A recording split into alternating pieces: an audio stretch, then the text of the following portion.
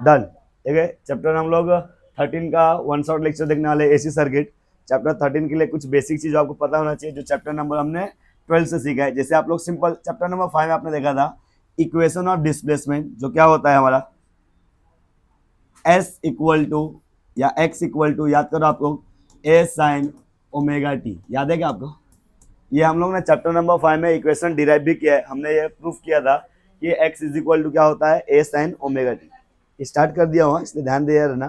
ठीक है, अलग अलग वैल्यूज है, जैसे ये x जो है ये डिस्टेंस है, तो ए उसका क्या होता है एम्पलीट्यूड, और वो एम्पलीट्यूड का मतलब मैक्सिमम डिस्टेंस। एम्पलीट्यूड का मतलब क्या हो गया मैक्सिमम डिस्टेंस, वो मैक्सिमम डिस्टेंस जैसे यहाँ पे है वैसे हमारे पास करंट का इक्वेशन है जो चैप्टर नंबर 12 में आप लोग डिराइव किए होंगे। ठीक है, वो इक्वेशन क्या बोलता है I is equal to I not sine omega T. क्या बोल दिया? I is equal to I not sine omega t. Again ये आई करंट है, तो ये क्या होगा मैक्सिमम करंट। आई नॉट क्या होने वाला है मैक्सिमम करंट, जिसको हम लोग पीक वैल्यू भी बोलते हैं। यहाँ पे इस चैप्टर में उसको क्या नाम दिया जाता है पीक वैल्यू ऑफ करंट, मतलब मैक्सिमम वैल्यू, सबसे पीक वैल्यू, हाईएस्ट वैल्यू यही से। ठीक है, ये करंट का वैल्यू है, वैसे किसका वैल्यू हो सकता है ईएमएफ का। तो ई का फॉर्मूला होता है E is equal to E not sine omega T. E is equal to क्या वैल्यू हमारे पास E not sine omega T, जिसमें अगेन ये ई नॉट क्या होने वाला है पीक वैल्यू ऑफ ईएमएफ। ठीक है, ये दो बेसिक फॉर्मूले जो आपको सबसे पहले स्टार्टिंग में पता होना चाहिए, आपने ऑलरेडी सीखा हुआ तो आपको मालूम है। ठीक है, तो ये दो चीज आपको पता होना चाहिए, बेसिक है यार। अगर समझो इसमें मुझे इंटीग्रेशन जैसे आया, integration of x D x आया, तो उसका आपको इंटीग्रेशन निकालने आता है। एक्स रहेगा, यहाँ पावर में जो भी रहेगा उसके पावर में वन क्या करने का प्लस, यहाँ कुछ नहीं है मतलब पावर में वन है तो आपको प्लस करोगे तो इसका आंसर कैसा लिखते हो x square upon two. Integration of sine theta भी आएगा, अभी आने ही वाला ये। ठीक है, इंटीग्रेशन ऑफ साइन थीटा, तो साइन थीटा का इंटीग्रेशन क्या लिख देंगे माइनस कॉस थीटा। क्या लिखेंगे माइनस कॉस थीटा। अब इसकी लिमिट रहेगी कुछ जीरो से लेकर, समझो मैं लिख दिया पाई बाई टू या पाई लिख दिया, ठीक है, या जो भी लिखा। ठीक है, तो ये लिमिट आपको थोड़ा सा देखना होता है कि ऐसा कुछ लिमिट होता है। मैं लिमिट ना जो भी लूंगा अभी डेरिवेशन में, आपको ये लिमिट लगाने के बाद रूल याद है क्या करते हो, इस थीटा को हटा के क्या करते हो अपर लिमिट माइनस लोअर लिमिट। तो ये आपको इतना मालूम हो गया। चलो हम लोग स्टार्ट करते हैं सबसे पहला टॉपिक। ठीक है, जो मेरा इसमें सबसे पहला टॉपिक है कौन सा वैल्यूज है average value and RMS value. Average value of AC. ठीक है, हम लोग कौन सा वैल्यू ले रहे हैं एवरेज वैल्यू। तो आपको एवरेज वैल्यू निकालना है करंट का, एवरेज वैल्यू निकालना है ईएमएफ का। दोनों के एवरेज वैल्यू में फर्क होता है सिर्फ और सिर्फ किसका साइन थीटा वाला एंगल का, क्योंकि जब भी आप लोग चेंज करोगे तो ये साइनोसॉइडल होता है, तो इसमें जो एंगल को ये 0 डिग्री एंगल, ये 90 डिग्री, ये 180 डिग्री, ये 270 डिग्री, यहाँ पे आ जाएगा 360 डिग्री। तो सिर्फ और सिर्फ यहाँ फर्क किसका होता है उसके एंगल्स का। तो ये चीज हमको थोड़ा ध्यान रखना है कि इसमें हम लोग को जो एवरेज निकालना है या आरएमएस निकालना है, इस दोनों के अंदर मेन जो होता है वो सिर्फ और सिर्फ होता है साइन थीटा। कौन होता है इसमें साइन थीटा। बस हमको वही साइन थीटा की वैल्यू फाइंड आउट करना है। ठीक है, चलो स्टार्ट करते हैं हम लोग। सबसे पहले हम लोग निकालने आ रहे हैं average value of sine theta. ठीक है, तो साइन थीटा का जब हम लोग एवरेज निकालते हैं, ठीक है, तो उसको कैसे निकालेंगे एवरेज, जितने भी रहेंगे साइन थीटा सबको क्या करेंगे प्लस, कितने नंबर है उतने नंबर से डिवाइड। वैसे यहाँ पे होता है integration of sine theta d theta upon में इंटीग्रेशन ऑफ डी थीटा। कितने नंबर है वो हमको नहीं मालूम है, तो यहाँ पे वो नंबर को डी थीटा से आपने रिप्रेजेंट किया। दोनों में लिमिट लगेगा, इसमें लिमिट कहाँ से कहाँ तक लगेगा जीरो से लेकर पाई तक, जीरो से लेकर पाई तक। ठीक है, आधा साइकिल का आप लोग लेते हो क्योंकि साइन का अगर पूरा साइकिल लिया तो आंसर जीरो आ जाता है। ठीक है, इसमें साइन थीटा का जब एवरेज निकाल लो तो हाफ साइकिल ले लो, इसलिए जीरो से लेकर पाई। आपको वन साइकिल का मतलब यहाँ तक, जीरो से 180 मतलब जीरो से पाई और यहाँ पे 2 पाई। तो ये एवरेज वैल्यू जब साइन थीटा का लोगे तो आपको पाई का वैल्यू ही लेना है। ठीक है, क्योंकि इसका मैक्सिमम वैल्यू जो साइन थीटा ट्रिग्नोमेट्री लेते हो वो जीरो से लेकर 180 के बीच में है। ठीक है, चलो मतलब -1 से +1 मैक्सिमम इतना ही वैल्यू से। अब आपको इंटीग्रेशन लेना है। मुझे बताओ साइन थीटा का इंटीग्रेशन क्या होता है माइनस कॉस थीटा। लिमिट लूंगा मैं कहाँ से कहाँ तक जीरो से लेकर पाई तक, वैसे नीचे भी आएगा। ठीक है, डी थीटा का इंटीग्रेशन से डी एक्स का एक्स, वैसे डी थीटा का थीटा। लिमिट इसका भी कहाँ से कहाँ तक जीरो से लेकर पाई तक। आगे की वैल्यू सॉल्व करो। ठीक है, अब क्या फॉर्मूला था अपर लिमिट माइनस लोअर लिमिट, इस थीटा को हटा के अपर लिमिट देखो माइनस वैसे ही रहेगा, कॉस पाई माइनस इसका खुद का एक माइनस है, तो भाई ये जो पाई दिया मैंने, ये पाई जो है अपर लिमिट है, ये फॉर्मूले वाला माइनस, अब कौन सा लगा रहा हूं मैं, लोअर लिमिट, ठीक है, minus lower limit, lower limit मतलब माइनस ये इसका खुद का और कॉस 0 डिग्री, और नीचे बताओ क्या आएगा, अपर लिमिट पाई लोअर लिमिट 0, सिंप्लीफाई करो, माइनस कॉस पाई, ठीक है, ये माइनस माइनस हो जाएगा प्लस कॉस 0 डिग्री, अपॉन नीचे तो सिर्फ पाई बचा, अब मुझे बताओ माइनस पाई कॉस 180 का वैल्यू कितना होता है, -1, कॉस 180 का वैल्यू क्या होता है, -1, यहाँ पे प्लस है, कॉस 0 डिग्री का वैल्यू 1, पाई को ऐसे रहने दो, पाई का वैल्यू 3.14 रख सकते हो आप लोग, हाँ, ठीक है, मुझे होता है माइनस माइनस में क्या हो जाएगा प्लस, ये +1 कितना हो जाएगा 2/पाई, जिसको आप लोग अगर डिवाइड करते हो मोबाइल से डिवाइड कर लेते हो, ठीक है, तो पाई अपॉन मतलब 2 में अगर मैं पाई की वैल्यू से डिवाइड करता हूँ तो डिवाइड करके देखे, तो देखो हमारे पास अगर आपने 2 में पाई का वैल्यू जब डिवाइड किया था तो आपको आंसर कितना आ रहा था 0.637, 0.63 क्या लिख दे रहा हूँ 0.637, यहाँ पे भी आपको वही लिखना है 0.637, और यहाँ पे भी सब जगह मतलब क्या लिखना है 0.637 I0, और यहाँ पे भी आ जाएगा 0.637 I0। ये वैल्यू कैसे आता है 0.63, आपको मालूम होना चाहिए, 2 में अगर मैं डिवाइड किया किसकी वैल्यू से, पाई की वैल्यू से, तो ये वैल्यू आता है, ठीक है। चलो नेक्स्ट आगे हम लोग आएंगे, दूसरा है हमारा RMS वैल्यू ऑफ AC, ठीक है।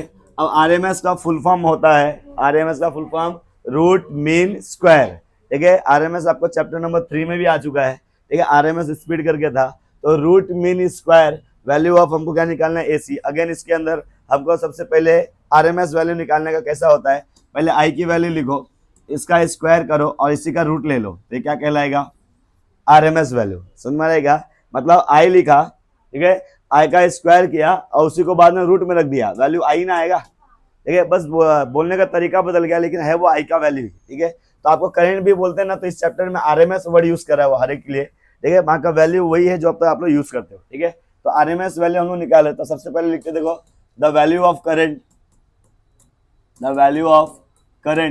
तो करंट का वैल्यू हम लोग क्या जानते हैं, I is equal to I0 sine theta, omega T नहीं लिख रहे हम लोग, किसके फॉर्म में लिख रहे हैं, साइन थीटा के फॉर्म में, इसका मुझे RMS निकालना है, तो ऐसा लिखेंगे देखो RMS वैल्यू ऑफ करंट, यही फॉर्मूला था, ध्यान देना है आपको, देखो I लिखा, इसका स्क्वायर किया, ठीक है, और बाद में मैं इसका रूट ले लूंगा तो मेरा RMS में आ जाएगा, समझ आएगा। तो ये मेरा समथिंग कुछ वैल्यूज आ रहा है RMS का, तो जैसे आपने I का इसका स्क्वायर और RMS लिखा वैसे इसका भी स्क्वायर होगा, ठीक है, तो उसके स्क्वायर को हम लोग लिखते हैं इंटीग्रेशन के साथ में, क्योंकि हमको पूरा एवरेज के साथ लिखना है, तो देखो ये हो जाएगा I साइन थीटा, लेकिन वो चलो आपने यहाँ पे क्या लिया है स्क्वायर लिया है, तो यहाँ पे इसका भी क्या होना चाहिए स्क्वायर, ठीक है, और जो भी इसका फंक्शन है डी थीटा अपॉन इंटीग्रेशन जो जैसा पहले किया था डी थीटा, लिमिट इसमें लेता है 0 से लेकर, इसमें बच्चा 2 पाई तक आता है, 0 से लेकर 2 पाई, RMS वैल्यू निकालना है, इसके लिए आपको ये 0 आधा साइकिल और ये हाफ साइकिल, पूरा साइकिल लेना होता है। जब ट्रिग्नोमेट्री आप लोग लेते हो sine theta cos theta tan theta, तो उसमें आप लोग 0 से लेकर पाई तक ही लेते हो, उसकी वैल्यू उतना ही रहती है, बाकी सब वैल्यू तो वही अल्टी पल्टी होते थे ना, साइन थीटा में पाई से ज्यादा वैल्यू होता नहीं है, जो भी पाई का वैल्यू होगा मान लो +1 -1 इतना ही वैल्यू होता है, उससे ज्यादा वैल्यू होता है क्या।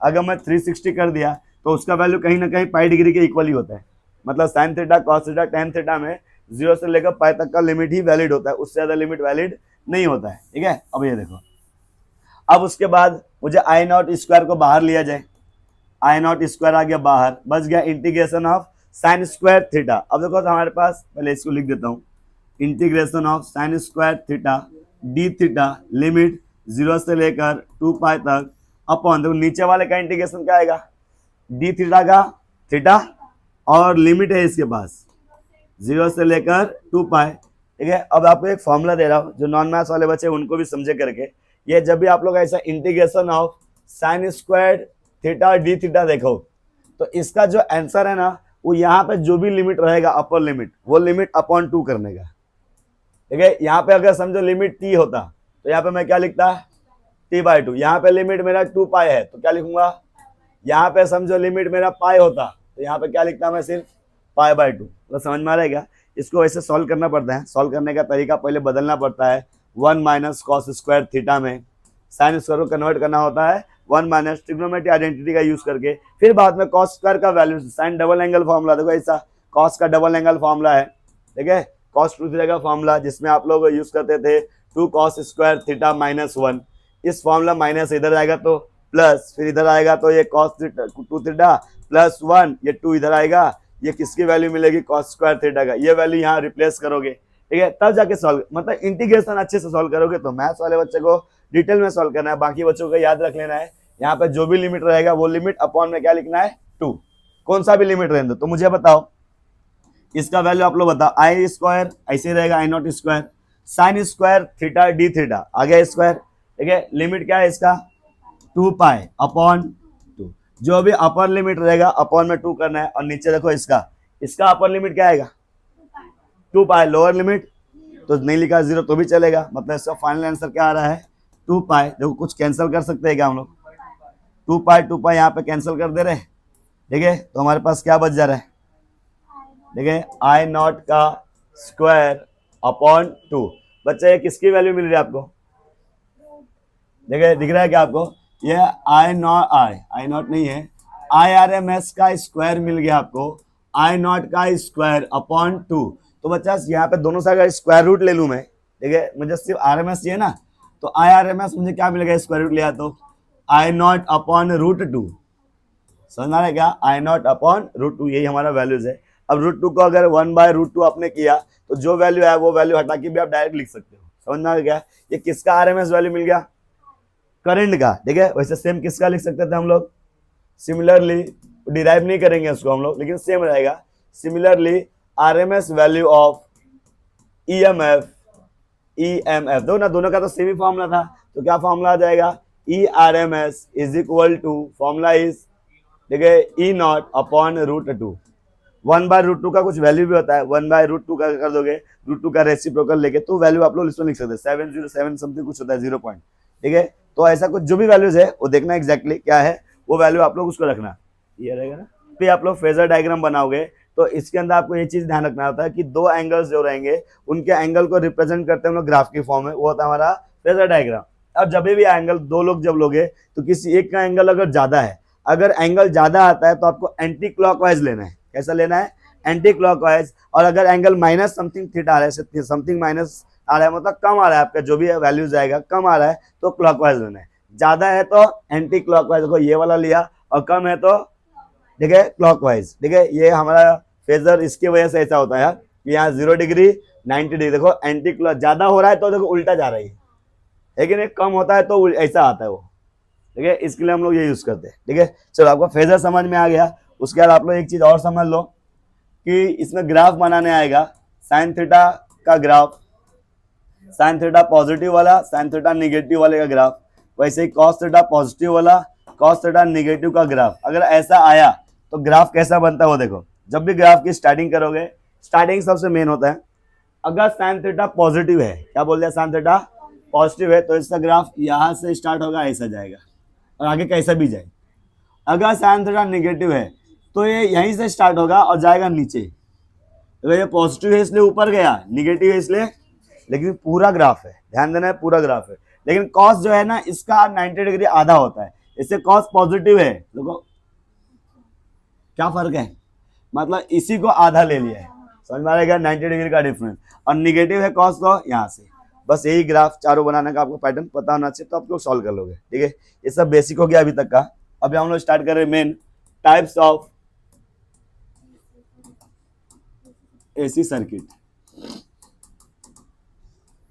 ठीक है। एसी सर्किट है, ये रिप्रेजेंट करने के लिए आप लोग बैटरी को ऐसा नहीं बनाओगे, ये डीसी बैटरी था, कौन सा बैटरी था, इस चैप्टर में आप लोग जहां भी स्टडी करोगे तो बैटरी जो मिलेगा ना आपको एसी सिंबल में मिलेगा, ऐसे सर्कल के अंदर ये साइनोसॉइडल वाला सिंबल, और आपको बैटरी, बट मैं बैटरी को ऐसे रिप्रेजेंट करोगे, समझेगा। इस चैप्टर में कहीं पे बैटरी ऐसा नहीं आएगा कि ये डीसी था।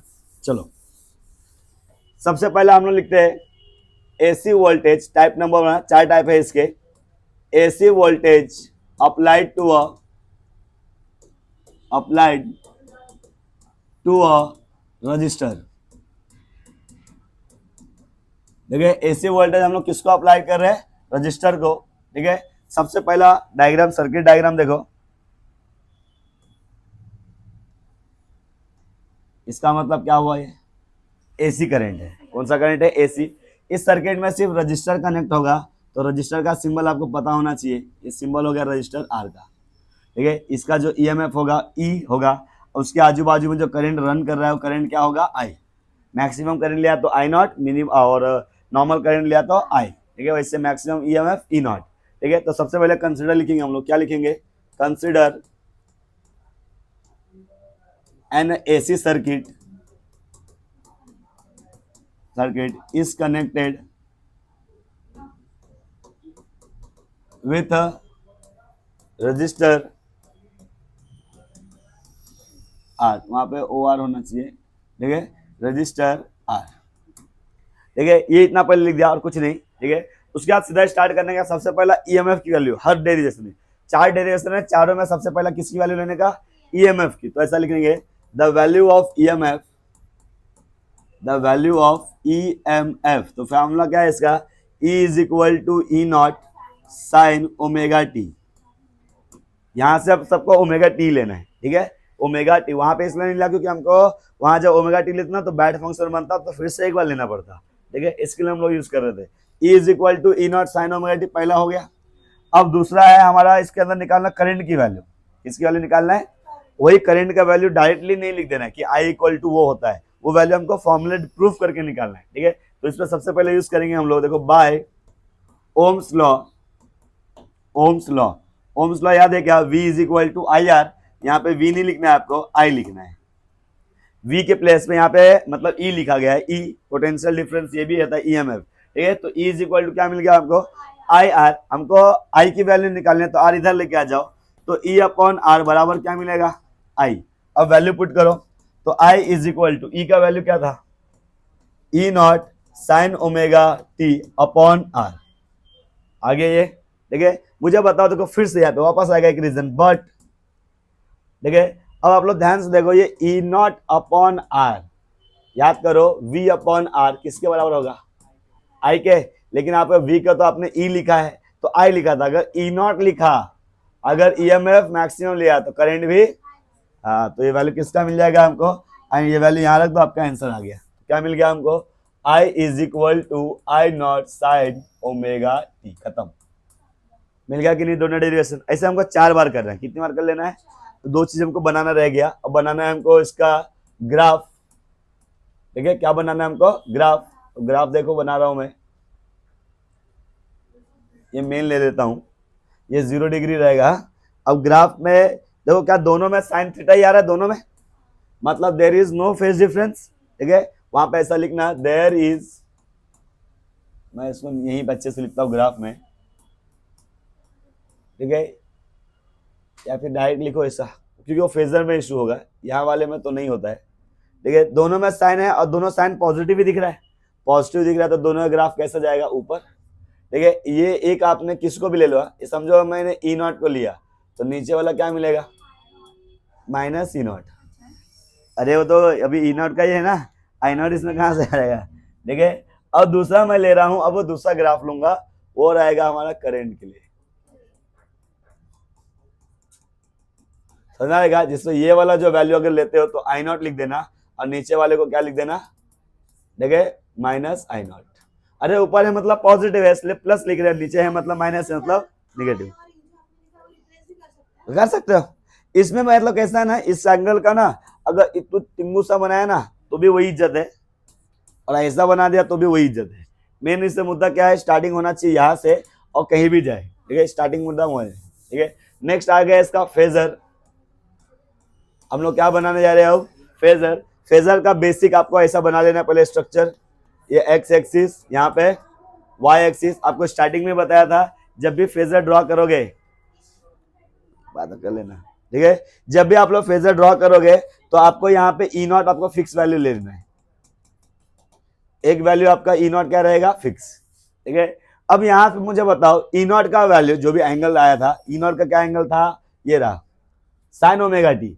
आई नॉट का वैल्यू क्या आया, कोई भी एंगल में डिफरेंस है नहीं है, मतलब कैसा है, यहाँ पे लिख दोगे there is no phase difference, there is no phase difference, phase difference between, किसके बीच में, between current and EMF, current and EMF, इसमें कोई भी फेज डिफरेंस नहीं है, इसलिए दोनों का लाइन भी क्या आएगा, सेम।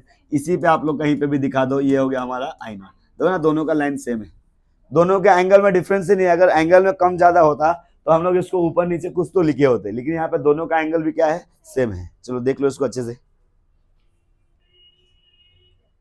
देखिए टाइप नंबर 2, और ये एसी सर्किट ही है, तो इसमें हम लोग लिखेंगे क्या, AC voltage applied to an inductor. तीन टाइप है, तो दूसरा टाइप कौन आ रहा है इसमें, इंडक्टर। ठीक है, तो इस वाले में, ये वाले टॉपिक का जो हीरो है वो इंडक्टर है, पिछली बार कौन था, रजिस्टर। ठीक है, तो डायग्राम बना लेते पहले। डायग्राम में ये सिंबल किसको रिप्रेजेंट कर लिया, एसी करंट है, इंडक्टर बच्चा ऐसा होता है, जो आप लोग सेल्फ इंडक्शन पढ़े थे चैप्टर नंबर 12 में, ये वही है। ठीक है, इसका सिंबल हम लोग लिखते हैं एल। ठीक है, ये हमारा ईएमएफ, इसके अंदर करंट जो होगा वो क्या होगा, आई। तो कंसीडर क्या लिखेंगे पहला, consider an inductor of inductance L is connected to AC circuit with EMF E। EMF कौन है, E, and value of EMF, the value of EMF, ठीक है, तो क्या वैल्यू हम जानते हैं, E is equal to E naught, पूरे चैप्टर में ये यूज करना है, साइन ओमेगा टी। अब हमको करंट की वैल्यू लाना हमारा टास्क हो गया, अब हम लोग इसके लिए हेल्प लेंगे हम लोग। ठीक है, अब करंट निकालना है तो इसके लिए हम लोग हेल्प लेंगे एल वाला फॉर्मूला। तो एल मतलब सेल्फ इंडक्शन, अब सेल्फ इंडक्शन का ऐसा फॉर्मूला निकालो जिसमें करंट आता होगा, ठीक है, और ईएमएफ भी आता होगा, ऐसा फॉर्मूला आपको मिलेगा। देखो द वैल्यू ऑफ इंडक्टेंस, तो आपको चैप्टर नंबर 12 आपने सीखा है तो आपको मालूम होगा, इंडक्टेंस जो होता है उसका सिंबल एल होता है, इसका फॉर्मूला होता है E D I upon D T. Self induction का फॉर्मूला होता है E D I upon D T, chapter number 12 में आपको मिलेगा।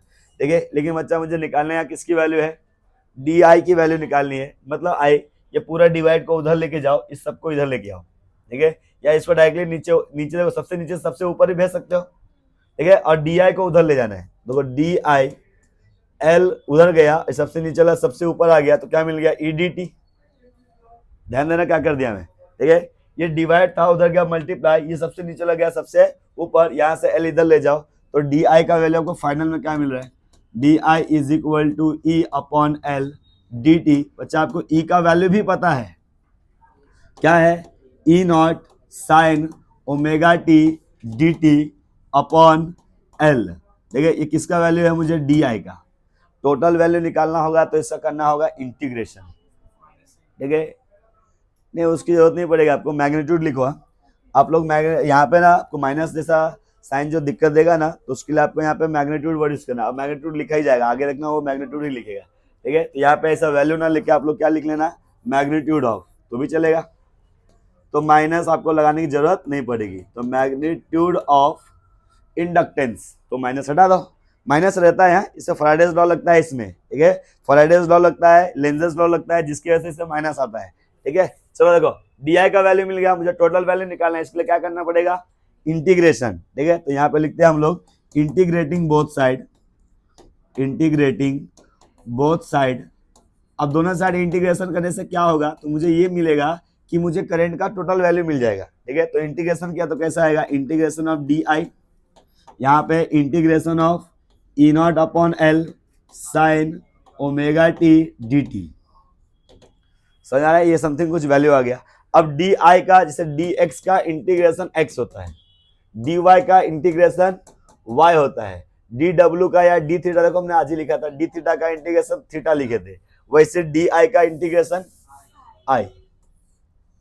ठीक है, तो मुझे मिल गया यहाँ पे आई इक्वल टू, देखो I equal to E not upon L common है, उसका इंटीग्रेशन नहीं निकलेगा, बच गया साइन, साइन का इंटीग्रेशन माइनस, ठीक है, साइन का integration minus cos omega t. बच्चा यहाँ पे वो जो इंटीग्रेशन लिखते हो ना, वो साइन टी का इंटीग्रेशन आता माइनस कॉस टी, ठीक है ऐसा। लेकिन यहाँ पे बाजू में ओमेगा भी दिख रहा है, तो ओमेगा टी हो गया यहाँ पे बैड फंक्शन, क्या हो गया, बैड फंक्शन, ठीक है। तो ये हमारा डबल इंटीग्रेशन में आ गया, तो उसका इंटीग्रेशन आपको फिर से लेना होता है, किसका, जो फंक्शन है बैड फंक्शन है ओमेगा टी, और ओमेगा टी का फिर से लिया तो आंसर ओमेगा, ठीक है, और वो डिवाइड में आता है, इंटीग्रेशन है तो बैड फंक्शन डिवाइड में आएगा, डिफरेंशिएशन है तो बैड फंक्शन मल्टीप्लाई में होता है, ठीक है। तो बैड फंक्शन इस ओमेगा टी का क्या मिलेगा, ओमेगा, उसका डेरिवेटिव, और वो लिखेंगे हम लोग नीचे, इसलिए यहाँ पे आएगा ओमेगा, समझा। बट फिर से देखो, but E not upon L omega, ठीक है, इसको लिख दूंगा मैं आई नॉट।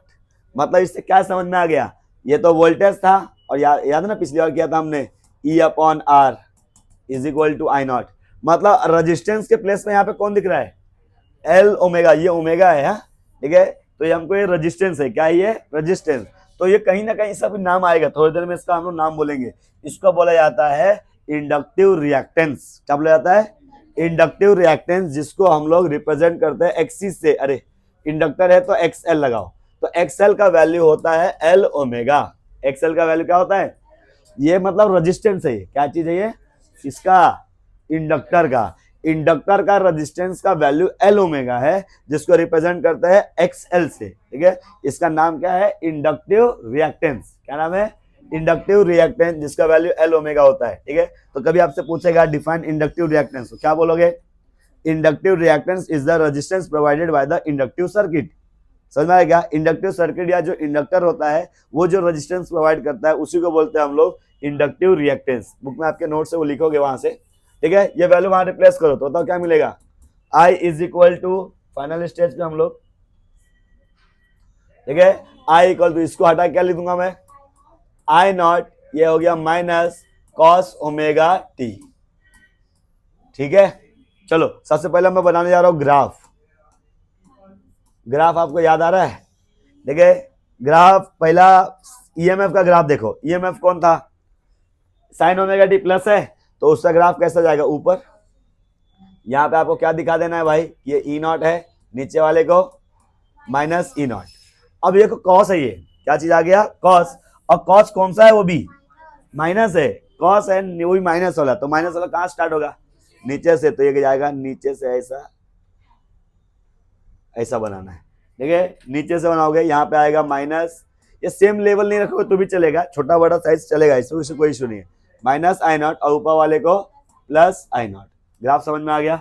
अब एक हमारे पास लास्ट बच गया कौन, फेजर, ठीक है। इसमें आपको ना आई का वैल्यू आपको क्या मिल गया फेजर डायग्राम के लिए, देखो फिर से देखो, फेजर डायग्राम के लिए आई का वैल्यू क्या था, माइनस आई नॉट, साइन था कि कॉस था, कॉस था यहाँ पे, cos omega T.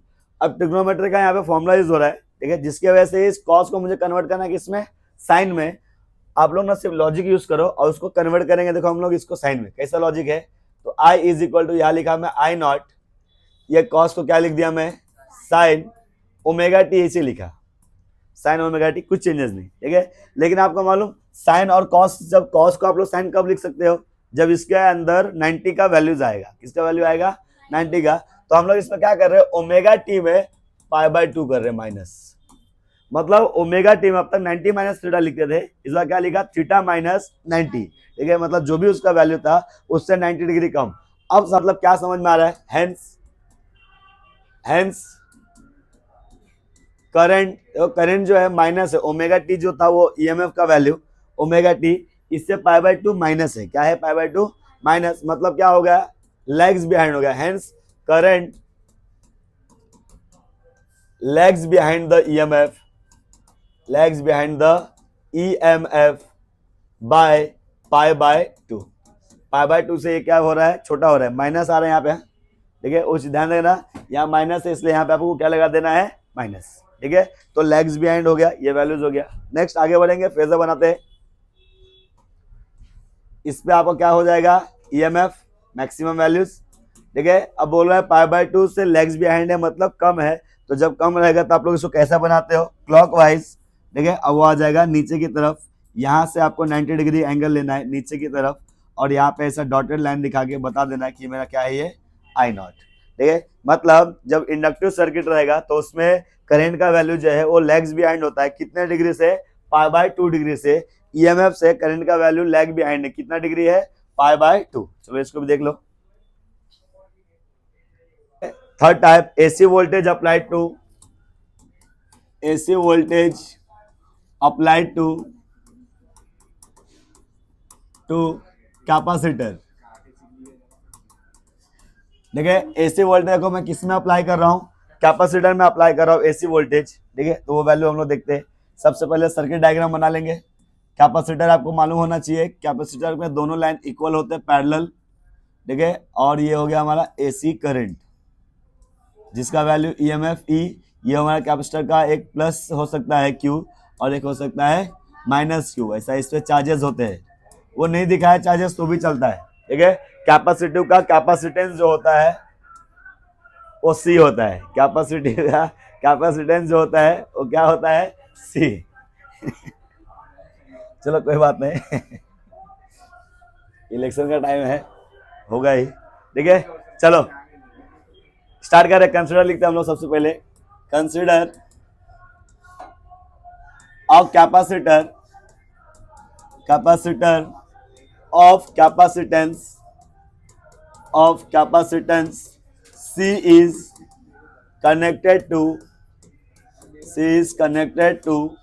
AC circuit. कहाँ कनेक्ट किया हमने, AC circuit with EMF E। उसका EMF कितना है हमारे पास, E है, और value of EMF, the value of EMF, तो EMF का जो वैल्यू है वो क्या है मेरे पास, E is equal to E naught sine omega T. ये हमने हर बार यूज किया है, पूरे चैप्टर में हम लोग यही वैल्यू यूज करने वाले हैं, E is equal to E naught sine omega T. The value of capacitance, आप लोग कैपेसिटेंस का सिंपल फॉर्मूला यूज करो। ठीक है, वो एनर्जी का फॉर्मूला हो गया था। ठीक है, Q बाई वी, लेकिन आपको यहाँ पे V भी नहीं लिख रहा है, यहाँ पे बदले में क्या लिखना है आपको, E। ये इसको इधर ले जाओ तो CE बराबर क्या मिल गया मुझे, Q। मतलब Q के प्लेस से मैं क्या लिखूंगा फ्यूचर में, CE। अब मुझे करंट की वैल्यू पता है, द वैल्यू ऑफ करंट, क्या बोल रहा हूँ, द वैल्यू ऑफ करंट। तो करंट का वैल्यू मैं क्या जानता हूं, ठीक है, I is equal to Q upon time, है ना, dQ अपॉन dt। आपको Q का वैल्यू है यहाँ पे पता है, वो रिप्लेस करो। क्या पता, देखो d बाई dt ऐसे रहने दिया। अब Q का वैल्यू आपके पास है क्या, CE, यहाँ रख दिया CE। अब आपको देखो वापस d by dt of C ऐसे रहने दिया। E का वैल्यू पता है, E का वैल्यू क्या है, E naught sine omega T. अब मुझे देखो इसमें से कांस्टेंट कौन कौन है, CE नॉट कांस्टेंट है, ये आ जाएगा बाहर, CE नॉट बाहर आ गया, तो बचा क्या, d by D T of sine omega T. ठीक है, और साइन ओमेगा टी का डेरिवेटिव है यहाँ पे। इस बार क्या आ रहा है इसका डेरिवेटिव, और साइन का डेरिवेटिव हम लोग क्या लिखते हैं, कॉस।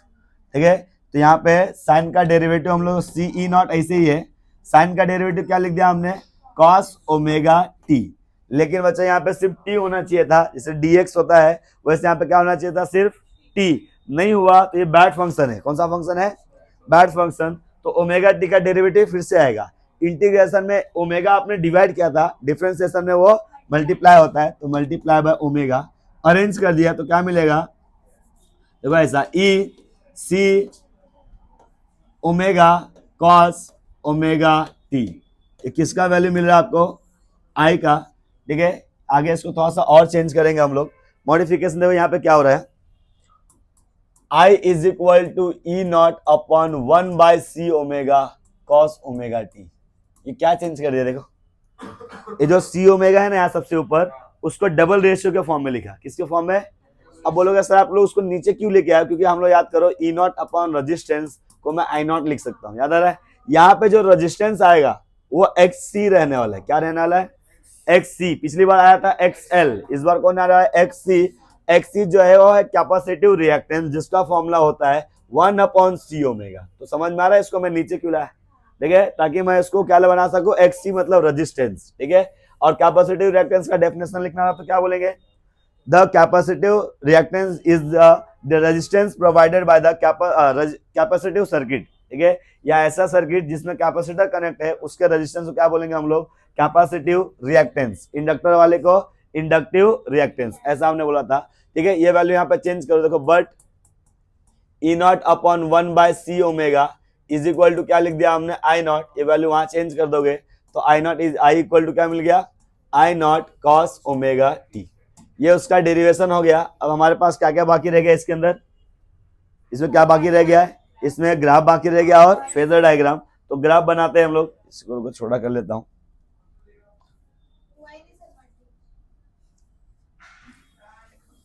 ठीक है।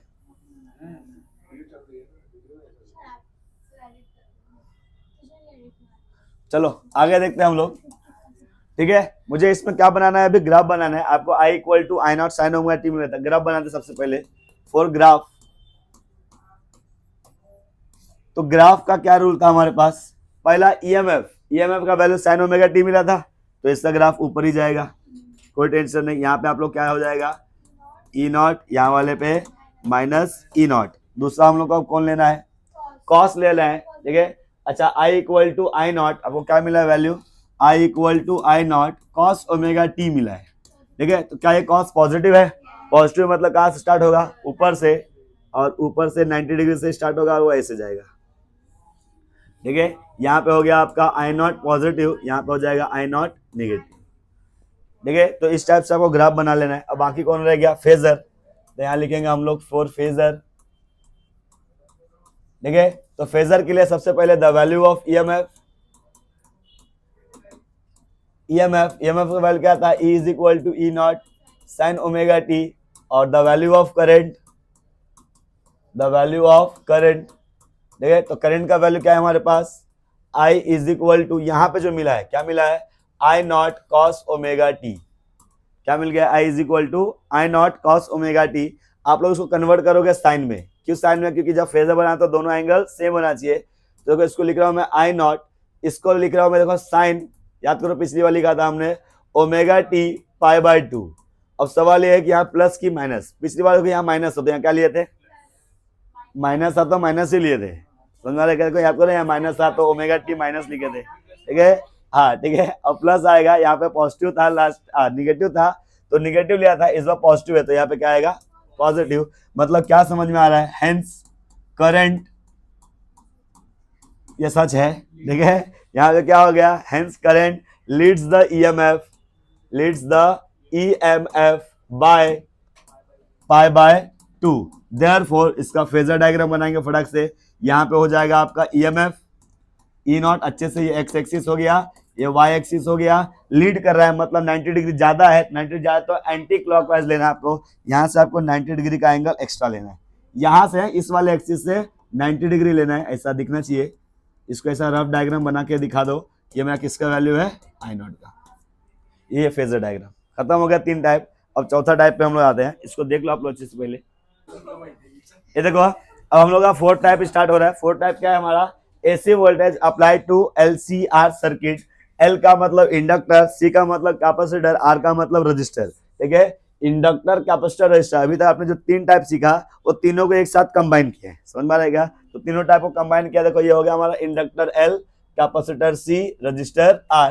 तीनों कैसा कनेक्ट किया, हमको कैसा दिख रहा है आपको, ये सीरीज में, सीरीज है, पैरेलल तो एक के नीचे एक होता ना, ये कौन सा कनेक्शन है, सीरीज। तो कंसीडर लिखिए, consider an inductor L, capacitor C and resistor R are connected in series with AC circuit, ठीक है। और उसके बाद ईएमएफ का वैल्यू अगर लिखोगे तो the value of EMF, the value of EMF क्या लिखते हो आप लोग, E is equal to E not sine omega T, ठीक है। यहाँ पे ऐसा वैल्यू बहुत बदलने वाला है, ठीक है। अब डायग्राम में पहले देखो, उसके बाद ये सब लिखना, ठीक है। तो डायग्राम में सबसे पहला टाइप रजिस्टर, रजिस्टर के अंदर क्या कोई भी करंट डिफरेंस था, करंट वाले में और ईएमएफ वाले में कोई भी फेज डिफरेंस था क्या, नहीं था, तो दोनों का लाइन क्या लिखा, सेम। दूसरा आपने इंडक्टर देखा था, इंडक्टर में मुझे बताओ करंट जो था, करंट क्या ज्यादा था, करंट 90 डिग्री कम था ना, इंडक्टर में 90 डिग्री क्या था, कम। किससे कम था, ईएमएफ से। मतलब कौन ज्यादा हुआ, ईएमएफ। ईएमएफ कितना डिग्री ज्यादा हुआ, ज्यादा हुआ है, इसलिए उसको हम लोग बना रहे ऊपर की तरफ। देखो ये हो गया ई एल, क्या हो गया ये ई एल। करंट से 90 डिग्री ज्यादा, या उल्टा बोले तो ईएमएफ से 90 डिग्री कम।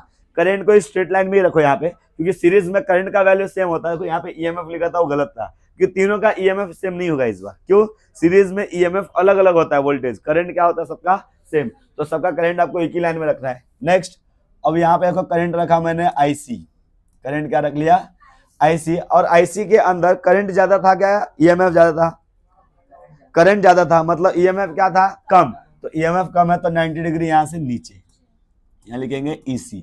अब इन तीनों को कंबाइन करोगे तो आपका बनेगा फेजर, क्या बनेगा फेजर डायग्राम, ठीक है। तो यहाँ पे मैं बना रहा हूँ पहला फेजर, इसमें पहला फेजर ही बना रहे जिसकी हेल्प से हम डेरिवेशन करेंगे।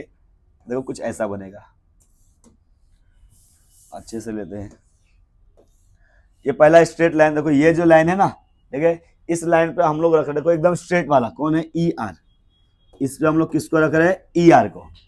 ये ऊपर जो जा रहा है वो ऊपर कौन जा रहा है हमारा ई एल, जो नीचे जा रहा है वो कौन है ई सी। देखो ये लाइन लिया है, देखो ये ऊपर वाला ये, फिर ये लिया, ये वाला लिया है और ये वाला लिया है, ठीक है। ई आर का स्ट्रेट वाला, ई एल का ऊपर वाला, ईसी का नीचे वाला, तीनों को कंबाइन किया हमारा फेजर डायग्राम तैयार हो रहा है। अब इसके अंदर सबका जो पीक वैल्यू रहेगा वो मेरा ई नॉट इधर जा रहा है, ठीक है। यहाँ पे कुछ एंगल बनेगा आपका फाई, उस एंगल को हम लोग किससे रिप्रेजेंट कर रहे हैं फाई से, ठीक है। आपको सबकी वैल्यू पता होना चाहिए, नाम देते हैं इसका हम लोग ओ ए बी, हमने कुछ नाम दे दिया, ठीक है। इसके अंदर हम लोग एक शर्त लेंगे कि ई एल अगर ज्यादा है ईसी से, क्या बोल दिया ई एल ज्यादा है किससे ईसी से, तो ये वाला जो वैल्यू हो जाता है वो ई एल माइनस ईसी मिलता है। ये वैल्यू रिजल्टेंट वैल्यूज है, कौन सा वैल्यू है, लेकिन नेट रिजल्टेंट नहीं है, वो इन दोनों का ही रिजल्टेंट है। पूरे सर्किट का रिजल्टेंट तो ये वाला ई नॉट, पूरे सर्किट का जो मेन है कौन है वो ई नॉट। देखो ये वाले ओ ए का वैल्यू क्या मिल गया ई आर, बी ए का वैल्यू क्या मिल गया ई एल माइनस ई सी। ई एल अगर ज्यादा रहा ईसी कम रहा तो ये वैल्यू लिख रहे हैं। अगर सपोज करो ईसी ज्यादा होता ई एल कम, तो यहाँ लिखते हैं ईसी माइनस ई एल, मतलब इन दोनों वाले का डायरेक्शन अपोजिट होने की वजह से माइनस कर रहे हैं। डायरेक्शन दोनों का क्या है अपोजिट, इसलिए हम लोग इसको क्या कर रहे हैं माइनस। अब देखो कंसीडर लिखते हैं हम लोग, कंसीडर हमने मेन लिख दिया है, इसके अंदर रिप्रेजेंट करते हैं let maximum EMF, maximum EMF बराबर ई नॉट। अब वो कौन, इसको रिप्रेजेंट कौन कर रहा है, इसको ओबी, कौन रिप्रेजेंट कर रहा है ओबी। ये सब वेक्टर के फॉर्म में रहेगा, सब ऐसा वेक्टर के फॉर्म में रहेगा, ये अभी आने वाला है थोड़ा टाइम में आएगा, ठीक है। उसके बाद लिखो EMF of resistance, EMF of resistance, ठीक है, वो कौन है वो ई आर, जिसका वैल्यू क्या है ओ ए, ओ ए, ठीक है। उसके बाद हम लोग लिख रहे हैं ईएमएफ ऑफ इंडक्टर, इंडक्टर का जो ईएमएफ है वो कौन है वो ई एल, और इसका वैल्यू क्या है ओ ए, और इसका नाम ही नहीं लिया इसका, उसको जान दो, जरूरत ही नहीं है। Next EMF of capacitor, capacitor क्या लिख रहे हैं हम लोग ई सी, और इसका भी हमने नाम नहीं लिया, इसकी जरूरत नहीं है। इन दोनों का जो रिजल्टेंट है नेट वैल्यू, इन दोनों का, ठीक है, net value of EMF, EMF, ठीक है। तो उसको हम लोग क्या लिख रहे हैं, किससे रिप्रेजेंट कर रहे हैं उसको हम लोग बी ए से, ठीक है। उसको ना असली में ये वाला लाइन रिप्रेजेंट होता ये वाले लाइन से, और ये वाला इसके इक्वल है, इसलिए हम लोग उसको लिख रहे हैं बी ए से। और इसका वैल्यू मैं क्या लिख रहा हूं ई एल माइनस ई सी। मैं यहाँ पे शर्त दूंगा, कब ऐसा लिख सकता हूं, when E L is greater than E C, समझ में आएगा। तो बी ए का वैल्यू मुझे समथिंग मिल गया। अब यहाँ पे सब कंसिडर हुआ, अब डेरिवेशन स्टार्ट करना है हमको। ये ऑलरेडी छोटे लेवल पे थे क्या, हाँ ये सिर्फ कंसिडर है यहाँ तक अभी तक, ठीक है। अभी तक हमने जो भी लिखा है सिर्फ और सिर्फ कंसिडर में, अब तक हमने कुछ भी आगे किया ही नहीं है। अब आगे स्टार्ट कर रहे हैं डेरिवेशन। लाइन से आप लोग अच्छे से लिखना, जैसे मैं लिखा हूँ, जैसे यहाँ दिख रहा है वैसे मत लिखना, जैसा मैं लाइन से लिखते जा रहा हूँ बोर्ड पे वैसा लिखना है। मैं यहाँ पे एक साथ एक ही पेज पे कर रहा हूँ, इसके लिए ऐसा है, ठीक है। चलो फिर से नेक्स्ट स्टार्ट करते हैं हम लोग। ये हमारा ई नॉट हो गया, ये ई एल हो गया, ई आर हो गया। मैं यहाँ पे देखो लिख रहा हूँ magnitude of resultant EMF, magnitude of resultant EMF, resultant EMF वो कैसे मिलेगा, देखो ये ई नॉट है, इसका मैग्नीट्यूड जब भी निकालना रहेगा किसी का मैग्नीट्यूड, तो याद रखना है उसको रूट में जो बचे हुए दो वैल्यूज है उसका वैल्यू लेना होता है। अब दो देखो हमारा मैक्सिमम है, रिजल्टेंट कौन है इसमें, ई नॉट, रिजल्टेंट कौन है, तो एक ईएमएफ कौन बच रहा है, ई आर, और एक कौन बच रहा है ये वाला, ठीक है। तो इसका मैग्नीट्यूड कैसे लेते हो, ई आर का square plus E L minus E C का स्क्वायर। समझ में आएगा। ई नॉट का वैल्यू क्या लिखा, जब भी आप लोग मैग्नीट्यूड निकालते हो ना, तो जो दो बचे हुए वैल्यू होते हैं ना उसको स्क्वायर रूट में उसका स्क्वायर रखा जाता है, ठीक है। स्क्वायर रूट के अंदर उनका स्क्वायर सम क्या आता है, सिंपल हमसे पाइथागोरस लगाया, देखो ना, hypotenuse square equal to this square plus this square, hypotenuse का स्क्वायर उधर भेज दिया तो स्क्वायर रूट में आ गया, ऐसा समझने के लिए। लेकिन असली में ये कौन सा खेल है, इसमें मैग्नीट्यूड ऑफ रिजल्टेंट ईएमएफ का law of parallelogram 11th class से स्टार्ट हुआ, तभी से ये फॉर्मूलाज आ रहे हैं, ठीक है। कि कभी भी मुझे किसी दो लोग का मैग्नीट्यूड निकालना है तो वो उनका मैग्नीट्यूड जिसका निकालना है उसको रूट में स्क्वायर के साथ रखना होता है। कहाँ रखना होता है, रूट में स्क्वायर के साथ, ताकि उसका मुझे क्या मिल जाए, मैग्नीट्यूड। चलो मुझे यहाँ पे ई नॉट की वैल्यू मिले, आगे आप सिंप्लीफाई करो, E naught equal to root of E R का वैल्यू मैं चेंज कर रहा हूँ, किसका वैल्यू चेंज कर रहा हूँ, तो ध्यान से v is equal to I R होता है ना, वही फॉर्मूला इसमें लगा रहा हूँ, ठीक है। ये ई आर है, हाँ ठीक है। देखो मैं इसको क्या लिख रहा हूँ, आई नॉट आर, ठीक है। ई आर को क्या लिख दिया मैंने, आई नॉट आर, ठीक है। यहाँ पे स्क्वायर है तो इन सबका भी क्या होगा, स्क्वायर, प्लस यहाँ ब्रैकेट में ई एल को क्या लिखूंगा मुझे बताओ, आई नॉट एक्स, आप याद करो ना, ठीक है। ई आर के प्लेस पे आई आर लिख रहे हो ना आप लोग, लेकिन रेजिस्टेंस क्या है इंडक्टर का, एक्स एल, याद आ रहा है, I naught X L minus I naught X C the whole square. बोलो कैसा होल स्क्वायर है, रूट से बाहर आ जाएगा, तो नहीं आ सकता, रीजन बीच में प्लस है, ये प्लस रहेगा तो बाहर नहीं आ सकता। एक चीज आप लोग दोनों में कॉमन ले सकते हो, वो कौन है, आई नॉट का स्क्वायर, सिर्फ आई नॉट नहीं बचा, देखो इसमें जब बाहर जाएगा तो स्क्वायर के साथ है ना ये, तो स्क्वायर बाहर जाएगा।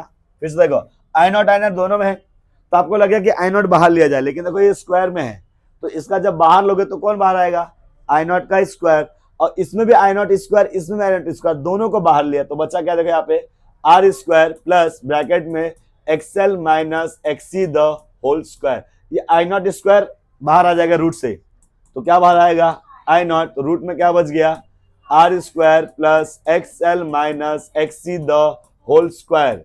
ये ई नॉट, ये आई नॉट को इधर लेके आओ, E not upon I naught बराबर root of R square plus XL minus XC the whole square, ठीक है। अब मुझे बताओ इसमें कुछ वैल्यूज है, but E not upon I naught यहां पे होता है जेड रेजिस्टेंस, ठीक है। और वो रेजिस्टेंस जो है यहाँ पे तीन लोग का है, कितने लोग का, इंडक्टर का, कैपेसिटर का और रेजिस्टेंस का, तीनों लोग का जो रेजिस्टेंस टोटल रेजिस्टेंस होता है उसको हम लोग बोलते हैं इंपेडेंस। क्या बोलते हैं इसको, इंपेडेंस, ठीक है। इंपेडेंस का मतलब resistance provided by the LCR circuit, LCR तीनों का जो टोटल रेजिस्टेंस है उसी को हम लोग क्या बोलते हैं, इंपेडेंस। तो ये वैल्यू यहां रख दो, तो Z इज इक्वल टू आपको क्या मिल गया, root of R square plus X L minus XC the whole square. ये हमारे पास मिल रहा है इंपेडेंस का वैल्यू, जो हमको निकालने आता है 3 से 4 मार्क्स में फंस सकता है, ठीक है। एक चीज और छूट गया, बस वही लिख लेंगे हम लोग ना, काम हो जाएगा, ठीक है। 4 मार्क्स चाहिए रहेगा तो यहाँ तक का 3 मार्क्स मिल रहा है। फिर से एक बार रिकैप कर लो आप लोगों ने क्या क्या किया अब तक। आपने सबसे पहले फेजर डायग्राम बनाया, इस डायग्राम की हेल्प से फेजर डायग्राम बना के आपने इसके अंदर रिजल्टेंट वैल्यू ऑफ ईएमएफ लिखा, जो ई नॉट है रिजल्टेंट वो ई आर, और इन दोनों का माइनस, ठीक है। नेट वाले माइनस क्यों लिखा, कि उनका डायरेक्शन अपोजिट था, कोई तो एक ज्यादा होगा, कौन ज्यादा होगा उसको यहाँ पे लिखोगे। हमने ई एल माइनस इसी लिखा है, इसका मतलब कौन ज्यादा है इसमें, ई एल ज्यादा। अगर एसी माइनस ई एल लिखता तो ईसी ज्यादा, बस ये रीजन आपको वहां देना होता है, हमने यहाँ दिया था, ठीक है। बाद में आपने वैल्यू पुट किया, ई आर का वैल्यू पुट किया, स्क्वायर के साथ में आपने पुट कर दिया जो भी वैल्यूज है, आगे आपने सिंप्लीफाई किया, दोनों में से आई नॉट का स्क्वायर बाहर गया, यहाँ आई नॉट है लेकिन ये होल स्क्वायर वाला वैल्यू, इसलिए आई नॉट का स्क्वायर बाहर आया, और वो आई नॉट का स्क्वायर रूट में से बाहर आ गया तो आई नॉट बच गया, वो मल्टीप्लाई से जब इधर गया तो क्या हो गया, डिवाइड, और ई नॉट अपन आई नॉट को मैंने जेड लिख दिया, जेड मतलब इंपेडेंस हो गया, total resistance of the LCR circuit हो गया, क्या हो गया ये, total resistance of the LCR circuit, और इसको वैल्यू हमने जेड लिख के खत्म कर दिया, और जेड का वैल्यू यहाँ रखा, तो जेड की वैल्यू क्या मिल गई, R square plus XL minus XC the whole square. इसमें एक चीज और रह गया है, वो है फेज एंगल, तो जगह है क्या, हाँ है जगह है, ठीक है। एक लास्ट हम लोग लिख रहे हैं वो आप लोग अगले अगले पेज पे लिखते रहना, मैं सब इसी में गोजामाजी करके एडजस्ट कर रहा हूँ। आप लोग नेक्स्ट नेक्स्ट पेज पे स्लाइड्स पे ऐसा लिखते रहोगे, ठीक है। देखो सबसे पहले हम लोग लिख रहे हैं phase angle, the value of phase angle, the value of phase angle. आपने को एंगल यहाँ पे लिया था, कहाँ गया, ये रहा डायग्राम, ठीक है। आपने एंगल किसको लिया था, फाई को। मुझे ना इसका वैल्यू चाहिए ये वाला, फाई के अपोजिट में है ये, और ये एडजेसेंट, अपोजिट अपॉन एडजेसेंट किसमें आता है, ट्रिग्नोमेट्री का tan वाले में। तो tan फाई आपको निकालना है, जिसका वैल्यू आपको मिलेगा BA upon OA। OA BA का वैल्यू क्या है हमारे पास, EL माइनस EC, और OA का वैल्यू क्या है, ER। इसको आगे ER है ना बच्चा, ठीक है। इन दोनों का वैल्यू रेजिस्टेंस के फॉर्म में रखना है, किसके फॉर्म में, रेजिस्टेंस के फॉर्म में। तो आपको क्या वैल्यू मिलेगा, EL को हटा क्या लिख सकता हूं मैं, I नॉट, ध्यान देना, I not XL minus I not XC upon I not R। क्या किया, कुछ समझ में आ रहा है क्या, ठीक है। ये इंडक्टर का था इसलिए XL, कैपेसिटर का है तो XC, रजिस्टर का है तो रेजिस्टेंस, दोनों में से I नॉट यहाँ बाहर आएगा, अगले स्टेप में कैंसिल आउट हो जाएगा। देखो I नॉट लिया, क्या बचा, XL minus XC upon I not R, जिसमें से I नॉट कैंसिल। तो यहाँ से जो भी वैल्यू मिल रहा है, किसका वैल्यू मिल रहा है, tan फाई का। हमको सिर्फ एंगल निकालना होता है फाई, तो आपको क्या लिखना चाहिए, फाई इक्वल टू tan जाएगा इधर तो हो जाएगा inverse of XL minus XC upon R। ये वाला कर दिया तो 4 मार्क्स ले जाओ, ठीक है। इतना वो करना होता है, 4 टाइप खत्म, कोई बात है, ठीक है। हम लोग चालू करें, देखो ध्यान से। अब निकालने जा रहे हैं हम लोग एवरेज पावर। एवरेज पावर निकाले तो ये हमारा सेकंड टॉपिक हो गया, थर्ड टॉपिक लास्ट आएगा, रेजोनेंस, चैप्टर खत्म हो जाएगा, ठीक है। एवरेज पावर थोड़ा सा ध्यान देना आपको। एवरेज पावर निकालने के लिए सबसे बेसिक फॉर्मूला पहले आपको याद दिला दे रहा हूँ, साइन स्क्वायर थीटा रहे और डी थीटा रहे, लिमिट यहाँ 0 से लेकर टी तक रहता है। आंसर क्या आएगा, आंसर क्या आएगा इसका, t/2। मतलब क्या बोला था आपको, जब साइन स्क्वायर रहेगा तो यहाँ जो भी अपर लिमिट है उसको अपॉन में 2 करना है। अगर आपको देखो क्या बता रहा हूँ, यहाँ ध्यान देखना, फॉर्मूला सब है, ये हमको अभी काम आने वाला है। 2 sin theta into cos theta मिल जाएगा, कहीं पे भी मिल गया, 2 sin theta into cos theta, और लिमिट इसका 0 से लेकर पाई या 2 पाई रहा, क्या रहा, 0 से लेकर पाई या फिर 2 पाई या टी ही रहा, तो इसका आंसर सीधा क्या लिख देने का, 0। उसका आंसर पूरा का पूरा डायरेक्टली हम लोग 0। ये दो फॉर्मूला समझो, डायरेक्टली 0 नहीं होता है, इंटीग्रेशन लिया जाता है मैथ्स के फॉर्मूले से अच्छे से, तब जाके वैल्यू आता है। ये डबल एंगल फॉर्मूला है, और कॉस ये यहाँ पे इसको सॉल्व करोगे ना तो इसे साइन 2 थीटा मिलेगा, साइन 2 थीटा का इंटीग्रेशन, और लिमिट देखो 0 से लेके आपने पाई लिया है, तो साइन का अगर कुछ भी आपने इंटीग्रेशन लिया, बाद में वो वैल्यू लास्ट में आकर 0 हो जाता है, ठीक है। तो upper limit minus lower limit करके उनका आंसर अगर लिया भी आपने ना, तो फाइनल में आंसर 0 ही हो जाता है, ठीक है। इसके लिए हम लोग ऐसा लिखते हैं, क्योंकि आपने कॉस आएगा, कॉस का वैल्यू आपने 1 लिया, ठीक है, एक का वैल्यू -1 आएगा, क्योंकि कॉस 180 -1 कॉस 0 डिग्री का वैल्यू 1, तो एक टाइम में आके वो 0 ही होने वाला है। तो ये फॉर्मूला आपको याद रखना है। सबसे पहले देखो हम निकाल रहे हैं एवरेज पावर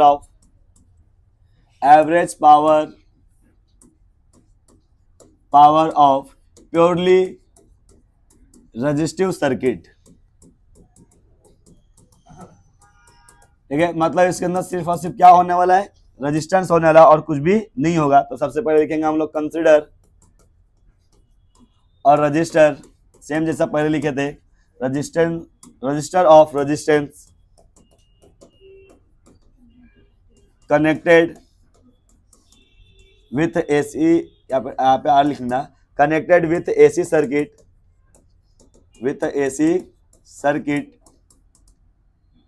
having EMF का वैल्यू क्या होगा, E is equal to E naught sine omega T, ठीक है। यहाँ पे हमको ये नॉर्मल EMF मिल रहा है, ठीक है। इसका करंट का वैल्यू क्या था, द वैल्यू ऑफ करंट, तो करंट का वैल्यू क्या है हमारे पास, I is equal to I naught sine omega T. Resistor है, रजिस्टर में दोनों का एंगल सेम था, ठीक है। अब निकालना है हमको पावर, ठीक है, द वैल्यू ऑफ पावर, ये स्टेप सब में फॉलो होगा, द वैल्यू ऑफ पावर। अब पावर का फॉर्मूला आपको सिंपल फॉर्मूला पता होना चाहिए, पावर का फॉर्मूला होता है E इंटू आई, पोटेंशियल डिफरेंस इंटू करंट। क्या फॉर्मूला होता है, potential difference into current, simple formula होता है पावर का, पोटेंशियल डिफरेंस इंटू करंट। आपको जो वैल्यू पता हो यहाँ पे रखो, तो P इज इक्वल टू, ई की क्या वैल्यू पता है, E naught sine omega T, यहाँ रख दिया, ओके। फिर I की वैल्यू क्या है, I not sine omega T. मुझे बताओ, ध्यान से देखोगे तो इसको अरेंज कर दिया, ई नॉट आई नॉट, और ये हो जाएगा sign square omega T. Power का वैल्यू मिल रहा है, किसका वैल्यू मिल रहा है? पहले इतना स्टेप, 3 स्टेप। पहला ईएमएफ लिखेंगे, करंट लिखेंगे, दोनों को मल्टीप्लाई करेंगे तो क्या मिल जाएगा? पावर। नेक्स्ट मुझे पावर नहीं निकालना था, क्या निकालना था? Average power. ठीक है, तो एवरेज पावर ऐसे लिखेंगे, देखो हम लोग एवरेज पावर, एवरेज पावर, ठीक है, तो ऐसा लिखने का पी एवरेज इक्वल टू, देखो पावर का एकदम सिंपल फॉर्मूला जो होता है ना, वो होता है वर्क डन अपॉन टाइम। क्या होता है? Work done upon time. तो यहाँ पे हमको ऐसा लिखना पड़ता है, total work done in one cycle upon total time taken to complete one cycle. क्या लिखना पड़ता है? टोटल, देखो ना पावर का फॉर्मूला क्या है? Work done upon time. यहाँ लिखते हैं टोटल वर्क डन, नहीं हाँ, total work done in one cycle upon में time taken to complete one cycle, ऐसा लिखना पड़ता है। ठीक है, अब वही वर्क डन को टोटल वर्क डन है, कौन सा वर्क डन है, उसको इंटीग्रेशन के फॉर्म में लिखेंगे तो ऐसा लिखते हैं डी ओमेगा। क्या लिखते हैं? D omega. ठीक है, अब मुझे बताओ, जब पावर का फॉर्मूला डब्ल्यू अपॉन टी था, ध्यान देना, पावर का फॉर्मूला क्या था? W upon T. तो डब्ल्यू का फॉर्मूला क्या मिलेगा? पीटी। लेकिन एंगल आपने छोटा छोटा ले रहा है, तो डब्ल्यू के प्लेस में हम लोग क्या लिखने वाले? P D T. तो यहाँ पे जो वर्क डन का वैल्यू लिखेंगे वही लिखेंगे ऐसा, पी डी टी। क्या लिख रहे हैं हम लोग? P D T. ठीक है, अपॉन में, देखिए पीडीटी लिखा, अपॉन में हमको देखो एवरेज निकालना है, तो एवरेज कैसे निकालते हो? जितने भी रहेंगे सबको लिखते हो उतने नंबर से डिवाइड। पिछली बार साइन थीटा लिया तो ऊपर साइन थीटा, नीचे उसको डिवाइड, तो इसको भी हमको डिवाइड करना है किससे? dt से। समझ में आ रहा है क्या? पी डी टी, और यहाँ पे अपॉन में लिख दिया dt। तो अच्छा बुक दिखा था, लिमिट कहाँ से लिए? 0 से लेकर t लिए ना। हाँ ठीक है, हम लोग को एक लिमिट ले लेना है बस, ये टाइम के फॉर्मेट में, इसलिए टाइम वाला लिमिट ले रहे। कैपिटल टी जो होता है वो टाइम पीरियड होता है, मतलब एक साइकिल कंप्लीट करने का टोटल टाइम। तो मैं इसको देखो लिमिट क्या लिख रहा हूँ इसका, 0 से लेकर कैपिटल टी, 0 से लेकर कैपिटल टी। अब जो जो वैल्यू आपको पता हो यहाँ पे रिप्लेस करो, इंटीग्रेशन ले लो, तो क्या आएगा? Integration of P. पी का वैल्यू क्या है हमारे पास? E naught I not sine square omega T, limit 0 से लेकर टी तक, अपॉन dt का इंटीग्रेशन डायरेक्टली कैपिटल टी। क्यों लिख दिया कैपिटल टी? स्मॉल टी आता, फिर upper limit capital T minus lower limit, तो upper limit minus lower limit capital T आ गया। ठीक है, इसमें से ई नॉट आई नॉट बाहर आ गया, ई नॉट आई नॉट बाहर आ गया, बच कौन गया? Integration of sine square omega T. ये वाला dt छूट गया ना। ठीक है, ये वाला, ये तो पावर का फॉर्मूला था। ठीक है, यहाँ पे आ गया dt upon capital T, limit 0 से t। अब आपको याद होगा साइन स्क्वायर रहेगा, तो आपको क्या बताया था फॉर्मूला? जो भी अपर लिमिट रहेगा वो अपॉन में 2। तो इसका फॉर्मूला मैं क्या लिख सकता हूँ? देखो फाइनल में E naught I naught upon T, तो वैसे ही है, इस पूरे का वैल्यू क्या लिख सकते हैं हम लोग? t/2। क्या इसमें टी कैंसिल हो सकता है? ये टी हो गया कैंसिल। अब इस 2 को इन दोनों को बांट रहा हूँ, ये t जो है ना, इसको भी दे रहा हूँ, इसको भी दे रहा हूँ, तो कैसे दे सकता हूँ? ठीक है, √2 करके, देखो √2 दिया, इसको भी √2, उसको दोनों का मल्टीप्लाई किया तो 2 आ जाएगा। ठीक है, तो जब हम लोग इसको डिवाइड कर रहे हैं तो देखो एवरेज पावर, ठीक है, इसको ऐसा लिख रहे हैं E not upon √2 into I naught upon √2, दोनों मल्टीप्लाई करते आंसर क्या आ जाएगा? 2। अब ये ऐसा बोलोगे सर ये आपने क्यों किया, ये फालतूगिरी। ठीक है, तो ये फालतूगिरी करने का रीजन कि ई नॉट अपॉन √2 किसी का तो वैल्यू है, किसको याद है? आज स्टार्टिंग में किए थे हमने, ERMS, और आई नॉट अपॉन √2 IRMS, इसलिए हमने ये वैल्यू निकाला। समझ में आ गया सब बच्चा को? तो मैं क्या लिखूंगा यहाँ पे? Product of RMS value of the EMF and current. देखिए दोनों का RMS वैल्यू का प्रोडक्ट के इक्वल होता है। समझ में आ रहा है क्या? देख लो अच्छे से एक बार फिर से, मैं इसको रोकता हूँ, आप लोग देखो। चलो अगला देख रहे हैं हम लोग, average power, average power associated with inductor. ID छोटी कर रही है थोड़ा सा। ठीक है, एवरेज पावर एसोसिएटेड विथ क्या ले लिया? इंडक्टर। तो सबसे पहले लिख दो कंसिडर, फटाक से लिखेंगे हम लोग इसमें, कंसिडर सेम पहले जैसा ही है, consider an inductor, inductor of inductance क्या हो जाएगा? Capital L is connected with AC circuit. किससे कनेक्ट कर दिया इसको हमने? एसी सर्किट के साथ, और उसका सबसे पहले आपको क्या निकालना है, ठीक है, हाँ, हैविंग ईएमएफ इसमें लिख देना, having EMF EMF E, and the value of EMF, the value of EMF, EMF का वैल्यू क्या जानते हैं हम लोग, E is equal to E not sine omega T, is equal to E not sine omega T. फटाक से current भी लिख दो, द वैल्यू ऑफ करंट। अब जो बच्चा चैप्टर पढ़ लिया उसको मालूम होगा इंडक्टर का करंट का फॉर्मूला क्या है, द वैल्यू ऑफ करंट। तो करंट का क्या फॉर्मूला था, I is equal to minus, वो लंबा तक ना जिसको कन्वर्ट किया था ओरिजिनल रखना, जिसने आपने लिखा था minus I not cos omega T, ठीक है। अब ईएमएफ मिल गया, करंट मिल गया, तुरंत क्या निकालेंगे हम लोग, पावर। तो लिखेंगे हम लोग the value of power, the value of power. अब पावर का फॉर्मूला क्या लिखते हैं, P is equal to E into I. E का वैल्यू बताओ क्या है, E not sine omega T, और आई का वैल्यू क्या है, minus I not cos omega T. थोड़ा सा अरेंज किया तो पावर का फॉर्मूला मिलेगा minus E naught I not sine omega T into cos omega T. ये पावर का वैल्यू क्यों निकाला समझ में आ रहा है, क्योंकि मुझे निकालना क्या है, एवरेज पावर। तो एवरेज पावर कैसे लिखूंगा मैं, चलो तो क्या हो ना, ठीक है, ठीक है, एवरेज पावर,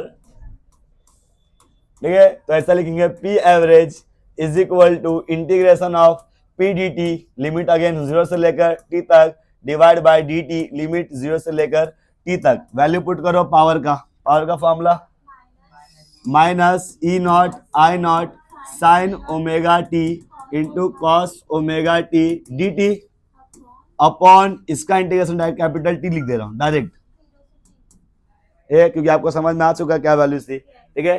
अब इन दोनों में से क्या बाहर आएगा, देखो minus E naught I not, बच कौन गया, sign omega T cos omega T D T upon capital T, limit 0 से लेकर टी तक।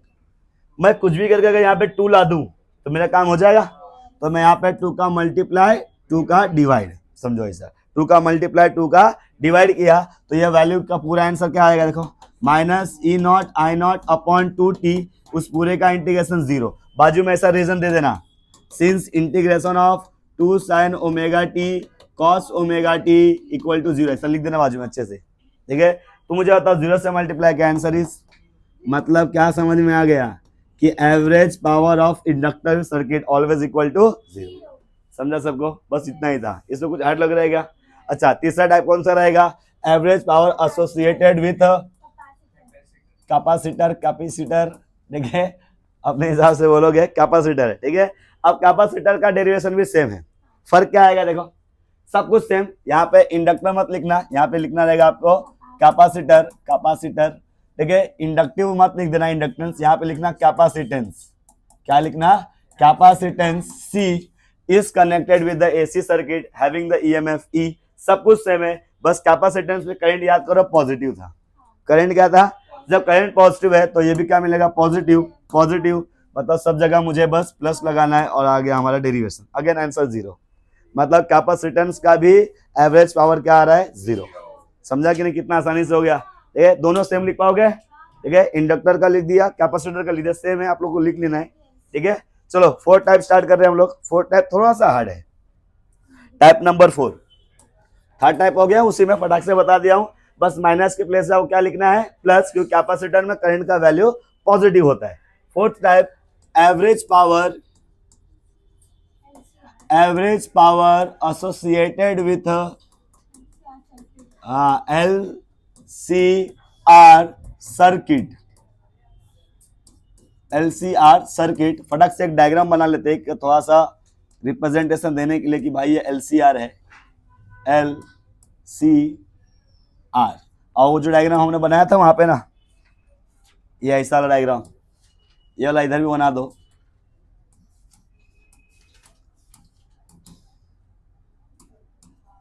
ठीक है। ये नॉर्मल हमने डायग्राम बना लिया, इस पे आप लोग जो भी लिखते थे वो लिखने की जरूरत नहीं है, बस इतना लिख दो, यहाँ पे ये L है, ये C है और ये R है, ये L अच्छे से लिखना चाहिए।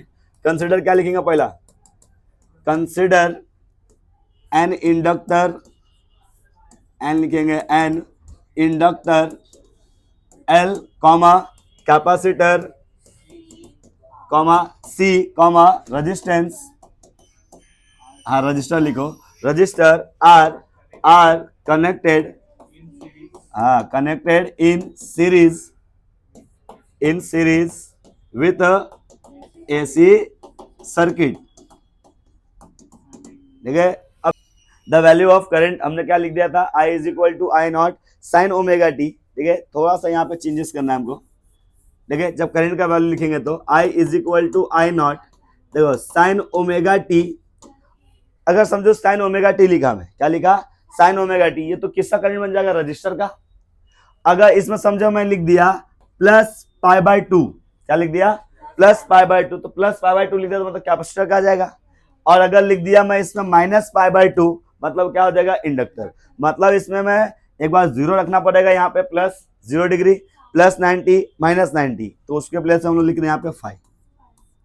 ठीक है, तो इसलिए आई का वैल्यू क्या लिख रहे हैं हम लोग, I not sine omega T plus minus 5, क्या चीज, 5 एंगल है यहाँ पे। ठीक है, 5 यहाँ पे क्या होने वाला है, एंगल, फेज एंगल बोलोगे इसको, क्या बोलोगे आप लोग, फेज एंगल। डायग्राम में जैसा पिछली बार बनाया था ना, सेम वैसा फेज एंगल, जिसका वैल्यू अपने एंगल निकाला था ना, tan इनवर्स ऑफ, ठीक है, वो वाला वैल्यू। ठीक है, ये फेज एंगल हो गया। आपको इसमें ईएमएफ का वैल्यू भी लिखना पड़ेगा, the value of EMF. EMF का जो सिंपल फॉर्मूला, हर जब आपने करंट का वैल्यू ये फॉर्म में लिया है तो ईएमएफ सबका तो आपने सेम ही लिया था, क्या लिया था, ई नॉट साइन ओमेगा टी। ठीक है, इस टाइप से होना नहीं चाहिए, लेकिन टेक्स्ट बुक से मैच करना, इसलिए हम लोग ऐसा लिख रहे हैं। तो फटाक से निकाल लो power, the value of power, the value of power. तो पावर का फॉर्मूला क्या जानते हैं हम लोग, P is equal to E into I, P is equal to E into I. E का वैल्यू कितना हमारे पास, E not sine omega T, और आई का वैल्यू क्या है हमारे पास, I not sine omega T plus minus 5। यहाँ थोड़ा सा चेंजेस भी होगा, वो लाऊंगा अभी थोड़ी देर में लाऊंगा। देखो यहाँ पे क्या क्या बचा, ई नॉट आई नॉट, यहाँ पे लिख दे रहा हूं मैं साइन ओमेगा टी, इसको चेंज कर रहा हूं। अब क्या चेंज कर रहा हूं सर, तो देखो ना, ये sine of A plus B का फॉर्मूला, कौन सा formula, sine of A plus B या ए माइनस बी, फॉर्मूला होता है sine A cos B cos A sine B. ठीक है, तो चेंज करेंगे, इसको क्या लिखूंगा मैं, देखो sine omega T cos 5 plus minus cos omega T sine 5। ये हमने किया। देखो ई नॉट आई नॉट को कुछ नहीं करेंगे, इसको भेजो इसके अंदर, जब इसके पास जाएगा तो मुझे बताओ क्या होगा, साइन ओमेगा टी मल्टीप्लाई हो जाएगा, आंसर आ जाएगा sine omega sine square omega T into cos 5 plus minus, ये इसके पास जाएगा तो sign omega T cos omega T, कुछ मल्टीप्लाई होगा ही नहीं, साइन 5, क्योंकि साइन वाली बिरादरी से मैच हो रहा था लेकिन एंगल अलग था, तो मल्टीप्लाई यहाँ नहीं हो सकता था। ठीक है, अब आगे सॉल्व करेंगे इसको हम लोग। तो आगे बस इतना ही है। ये मुझे किसका वैल्यू मिल रहा है यहाँ से, पावर का। ये थोड़ा सा कॉम्प्लिकेटेड है, थोड़ा सा ध्यान देना आपको, यही चीज फिर से देख लो क्या किया हमने। ईएमएफ का वैल्यू सबके लिए सेम रखा था आपने, करंट का वैल्यू रजिस्टर था तो सिर्फ इतना आता, इंडक्टर होता तो माइनस पाई बाई टू आता, कैपेसिटर होता था प्लस आता, इसलिए हमने प्लस माइनस 5 के फॉर्म में लिखा, और इसको sine of A plus B का फॉर्मूला लगाया, जो क्या होता है sine A cos B cos A sine B. एक बार ये साइन को देंगे और अगली बार ये किसको देंगे, कॉस को। जब ये साइन को दिया तो ये कॉस को जाएगा, साइन ओमेगा टी कॉस 5, अगली बार इसका उल्टा cos omega T sine 5। E naught I naught लिखा sine omega T, sine omega T का आपने इस ब्रैकेट के अंदर भेज दिया तो समथिंग ये आंसर आ गया। मुझे निकालना क्या है, एवरेज पावर। ठीक है, तो यहां देखो मैं निकालने जा रहा हूं the value of average power. यहां से शुरुआत करता हूं, the value of average power, आप लोग लाइन से नीचे नीचे ही लिखना है, एवरेज पावर। तो क्या फॉर्मूला जानते हैं हम लोग, P average is equal to integration of P D T, limit 0 से लेकर टी तक, अपॉन में डी टी 0 से लेकर। ठीक है, चलो इसको सिंप्लीफाई करते हैं हम लोग, वैल्यू पुट करते हैं इसका। ठीक है, इंटीग्रेशन 0 से लेकर टी तक, पी का वैल्यू क्या है, देखो ये थोड़ा सा लंबा जाएगा, पी का वैल्यू क्या है हमारे पास, E naught I naught, bracket में ऐसे रहने देना इसको, sine square omega T cos 5 plus minus sine omega T cos omega T sine 5। ठीक है, ये वैल्यू हमने लिखा, अपॉन में क्या मुझे क्या लिख देना चाहिए, टी। इसमें से बाहर कौन कौन आ रहा है, E naught I naught upon T एक साथ आ गया, इंटीग्रेशन बांट दिया, इसको इंटीग्रेशन बांट हो गया। देखो ये तो बाहर ले लिया, इंटीग्रेशन इसको भी दूंगा और उसको भी दे रहा हूँ। ठीक है, इसमें एक चीज मिस हो रहा है, वो है डी टी। डी टी नहीं लिखा ना, ये वाला डी टी, ये जो पूरा वैल्यू था पावर का था, डी टी का इसमें होना जरूरी है। वैल्यू पुट देखो, ये इंटीग्रेशन इसके पास गया, क्या आ रहा है, sign square omega T cos five, bracket यहाँ पे ऐसे रखे रहना, ठीक है, प्लस, अच्छा डी टी भी भेज दो अंदर, हाँ, डी टी प्लस माइनस ये इंटीग्रेशन इसके पास तो ये वाले भी, अभी इंटीग्रेशन इसको दिया, डी टी इसको दिया, इंटीग्रेशन इसको दिया, sine omega T cos omega T sine five D T, bracket लगाया। अब थोड़ा सा आपको कुछ फॉर्मूला कई बार हमने देखा वो आपको याद होगा। देखो यहाँ पे क्या है हमारे पास, E naught I naught upon T, याद करो कॉस फाइव तो नॉर्मल है, कॉस फाइव में कोई चेंजेस नहीं होगा, उन्होंने कांस्टेंट है बाहर आ गया। यहाँ बचा कौन, साइन स्क्वायर, और साइन स्क्वायर का क्या बताया था, ठीक है, इसका लिमिट नहीं लिख रहे हम लोग, 0 से लेकर टी तक, ठीक है। जब साइन स्क्वायर रहेगा तो upper limit upon two, upper limit कौन है, टी अपॉन टू, ठीक है। एक कॉस फाइव देखो पहले लिखा है, प्लस माइनस, इसमें से बच्चा कौन बाहर आ जाएगा, साइन फाइव बाहर आ गया, तो बच कौन गया, साइन ओमेगा टी, मतलब जो टी वाले है ना वो फंक्शन बनेगा, बाकी सब इसमें कांस्टेंट रहेगा, D T multiply by two divide by two, answer उसका 0, उसका आंसर अगले स्टेप में क्या हो जाएगा 0। तो क्या बचा मेरे पास, देखिए यहाँ पे देखो E naught I naught upon T, यहाँ पे क्या बचा हमारे पास, cos five into T by two plus minus sine five upon two, इसका आंसर 0, ठीक है। तो ये पूरा वैल्यू 0 खत्म हो गया, बचा क्या, E naught I naught upon T into यहाँ पे क्या बच गया, cos five into T by two, कुछ कैंसिल, टी कैंसिल हो गया, ये 2 को बांट दो दिया दोनों को, तो कैसा लिख सकता हूं मैं इसको, E not upon root two, starting में किया था, I naught upon root two into cos five, modify करो, क्या लिख सकता हूं, जगह खत्म ही नहीं हो रहा है, देखिए क्या बच रहा है, ये ई आर एम एस, देखो ये E R M S into I R M S into cos five, किसकी वैल्यू है ये, एवरेज पावर की वैल्यू है, कौन सा सर्किट, एलसीआर सर्किट। तो एलसीआर सर्किट का एवरेज पावर का वैल्यू होता है E R M S I R M S into cos five, ठीक है, इसको पावर फैक्टर बोलते हैं, कॉस फाइव को क्या बोला जाता है, पावर फैक्टर, ये सब याद रखने नाम आता है, इसको क्या बोलते हैं हम लोग, पावर फैक्टर, मतलब इस पूरे का गेम चेंजर, इसमें कॉस फाइव हो सकता है, एंगल हो सकता है, समझ में आ गया क्या ये टाइप। नेक्स्ट आ जाओ, चलो हमारा नेक्स्ट टॉपिक है एलसी ऑसिलेशन। अगला टॉपिक हमारा क्या है, एलसी ऑसिलेशन। डायग्राम देखो, डायग्राम में समझ में आएगा, मैं स्टेटमेंट नहीं लिखा रहा, स्टेटमेंट बहुत सिंपल है, आपको सुनो वही सेम थिंग लिख देना आप लोग। हम लोग एक सर्किट ले रहे हैं जिसके अंदर कनेक्ट होगा इंडक्टर, क्या कनेक्ट होगा, इंडक्टर, और क्या कनेक्ट होगा, कैपेसिटर, ये समझते रहना लाइन से, मैं लाइन से ही बोलते जा रहा हूँ, डायग्राम बनाते बनाते, ठीक है। स्टार्टिंग में इनिशियली, ये हमारा स्टेप नंबर 1 है, इनिशियली इंडक्टर जो है फुली डिस्चार्ज है और कैपेसिटर जो है वो फुली चार्ज है, ये माइनस रखना पड़ेगा एक साइड, ठीक है। यहाँ पे कैपेसिटर जो है हमारा क्या है, फुली चार्ज है, इसके पास अभी एनर्जी ज्यादा है, पोटेंशियल एनर्जी क्या है, ज्यादा, यही दो लोग हैं इसमें, और कोई कनेक्शन नहीं है, बैटरी वैटरी ज्वाइन नहीं है इसमें, यही दो लोग हैं। कैपेसिटर काम क्या होता है, अपने अंदर एनर्जी को स्टोर करके रखना, क्या करके रखना, एनर्जी को स्टोर, ये वही एनर्जी को इसने स्टोर करके रखा है, वो एनर्जी ट्रांसफर करेगा ये इंडक्टर को, क्यों ट्रांसफर करेगा, because of potential difference, inductor यहाँ पे बेचारा डिस्चार्ज है, उसके पास कोई भी एनर्जी नहीं है, तो ये अपनी एनर्जी ट्रांसफर करेगा इंडक्टर को, देखो कैसे ट्रांसफर कर रहा है,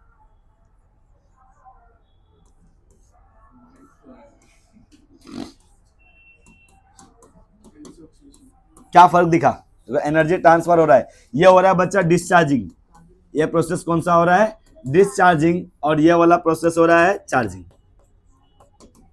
देखिए इसको वीडियो में बोल देते हैं, जिसको स्टेटमेंट नहीं समझ में आ रहा है वो कमेंट करो, मैं पीडीएफ भेजूंगा, ठीक है, जिसका स्टेटमेंट नहीं समझेगा वो पीडीएफ भेज दूंगा, ठीक है। चलो देखो वापस, हाँ, ये हो रहा है डिस्चार्ज, ठीक है, क्योंकि इसके पास एनर्जी ज्यादा है, इसके पास एनर्जी कम है, तो ये क्या हो रहा है इस बार, चार्जिंग। तो चार्जिंग को दिखाने के लिए मैंने ऐसा लाइन दिखाया, इसका देखो प्लस मैंने कम कर दिया। अगले स्टेप में क्या होगा, ये भाई पूरा अपने आप को गरीब बना लिया है और पूरी की पूरी एनर्जी ट्रांसफर कर दिया है, किसको, इंडक्टर को। अब इंडक्टर हो गया है बहुत ज्यादा अमीर, ये हो गया फुल्ली चार्ज्ड, ये क्या हो गया इस बार, फुल्ली चार्ज्ड, और ये हो गया फुल्ली डिस्चार्ज्ड, अब ये हो गया पूरी तरह से गरीब। अब क्या है, ये दोस्ती निभाएगा, सीरियल होता तो कैसा बोलता, क्या अनुपमा दूसरे दिन क्या अनुपमा दूसरे दिन उसकी हेल्प करेगी, ठीक है। तो ये सेम चीज है। अब क्या ये इंडक्टर दोस्ती निभाएगा, ये उसको एनर्जी देगा, तो यस देगा, क्योंकि ये लोग एलसी ऑसिलेशन में यहाँ पे दो ही लोग हैं, एलसी, ठीक है। अब देखो हमारा जो एनर्जी है, एनर्जी कैपेसिटर से कहाँ गया, एल के पास, ठीक है, फुल्ली चार्ज कर दिया इंडक्टर को। अब ये वापस ये इसको एनर्जी देगा, क्यों, क्योंकि इसके पास एनर्जी ज्यादा हो गया, इसके पास एनर्जी कम, बिकॉज ऑफ पोटेंशियल डिफरेंस। ये एनर्जी अब ट्रांसफर करेगा, और ट्रांसफर करते टाइम बेचारा थोड़ा सा डिस्चार्ज होगा, और थोड़ा सा कैपेसिटर क्या हो जाएगा, चार्ज। तो देखो थोड़ा सा चार्ज आ गया, ये थोड़ा सा कम हो गया। ये अब क्या हो रहा है, इस बार डिस्चार्जिंग हो रहा है। क्या हो रहा है यहाँ पे, डिस्चार्जिंग, और ये हो रहा है यहाँ पे चार्जिंग, ठीक है। अब क्या, और ये एनर्जी ट्रांसफर करेगा, यस करेगा, ठीक है। ये भेज दिया। अब कैपेसिटर क्या हो गया है, फुल्ली चार्ज, ठीक है। कैपेसिटर क्या हो गया है, यस, ये कंटिन्यूअस चालू रहेगा, इसलिए तो इसको एलसी ऑसिलेशन बोल रहे हो।